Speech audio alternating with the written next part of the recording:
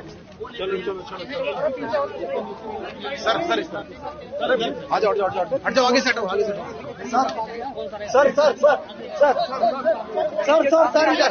Sir इधर दिल्ली में जितने भी बच्चे हैं उन सब बच्चों को मैं अपना बच्चा मानता हूं। जितने भी दिल्ली के लोगों के बच्चे हैं, गरीबों के बच्चे हैं, अमीरों के बच्चे हैं, मिडिल क्लास के बच्चे हैं, उन सबको मैं अपना बच्चा मानता हूं। और मैं चाहता हूं कि सभी दिल्ली के सभी बच्चों को अच्छी से अच्छी शिक्षा मिलनी चाहिए। चाहे गरीब का बच्चा हो, चाहे अमीर का बच्चा हो, सबको अच्छी से अच्छी शिक्षा मिलनी चाहिए। कई लोग ऐसे हैं जिनको भगवान ने साधन दिए हैं, वो अपने बच्चों को विदेशों में पढ़ाई करने भेजते हैं। हम चाहते हैं कि हमारे गरीबों के, मिडिल क्लास के बच्चों को भी विदेशों जैसी अच्छी से अच्छी शिक्षा मिले। अब सब बच्चे तो विदेश जा नहीं सकते, तो हमने दिल्ली में स्कूल अच्छे कर दिए। अब हम अपने सरकारी स्कूलों के टीचर्स को विदेशों में ट्रेनिंग के लिए भेज रहे हैं।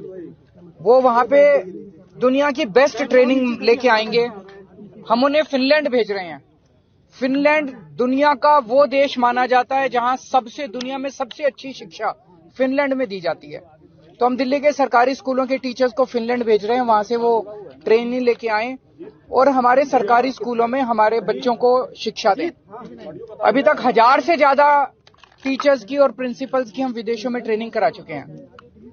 अब लगभग 30 के करीब ऐसे टीचर्स या प्रिंसिपल्स को फिनलैंड भेजना था हमें। एलजी साहब ने ऑर्डर कर दिया कि ये फिनलैंड नहीं जाएंगे और देखो अगर इनको इंडिया में ही कहीं ट्रेनिंग करा दो। ये तो ठीक नहीं है, ये तो बिल्कुल गलत है। एलजी साहब को क्या प्रॉब्लम है? दिल्ली के लोगों की चुनी हुई सरकार, दिल्ली के बच्चे, दिल्ली के लोगों का टैक्स का पैसा, दिल्ली के लोगों के पैसे से उनको टीचर्स को ट्रेनिंग के लिए भेज रहे हैं।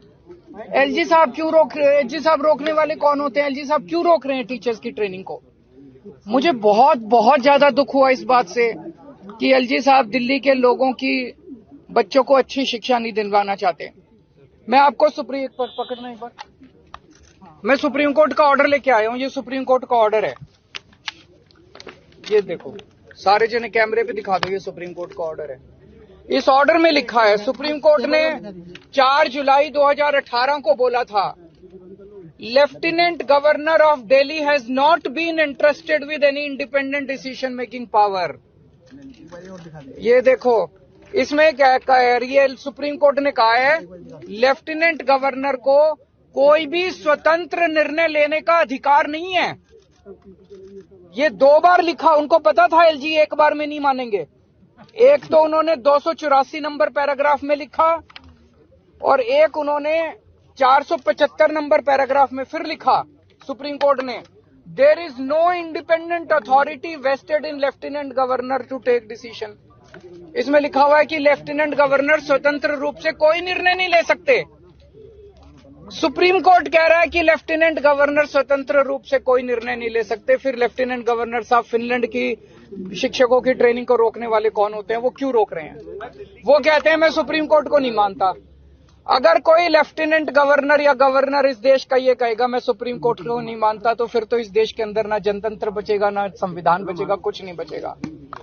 हमें बेहद दुख है कि आज हम सब लोगों को, दिल्ली के मुख्यमंत्री को, दिल्ली के सारे चुने हुए विधायकों को एलजी हाउस मार्च करके कोई बड़ी चीज के लिए नहीं जाना पड़ रहा है, मात्र इस चीज के लिए जाना पड़ रहा है कि एलजी साहब हमारे शिक्षकों को फिनलैंड ट्रेनिंग के लिए जाने दो, उनको मत रोको। अगर दिल्ली का चुनाव हुआ, दिल्ली के 2 करोड़ लोगों ने वोट डाल के अपने मुख्यमंत्री को चुना, 70 में से 62 सीट दी, वो मुख्यमंत्री अगर अपने शिक्षकों को फिनलैंड ट्रेनिंग नहीं भेज सकता तो फिर क्या फायदा है ऐसे चुनाव का और क्या फायदा है जनतंत्र का? अभी हम सारे जा रहे हैं और मैं उम्मीद करता हूं कि एलजी साहब को अपनी गलती का एहसास होगा और वो शिक्षकों को ट्रेनिंग के लिए जाने दें। बहुत सारे काम इन दिनों में एलजी साहब ने, जैसे मैंने अभी आपको दिखाया, एलजी साहब ने दिल्ली में योगा क्लासेस रोक दी।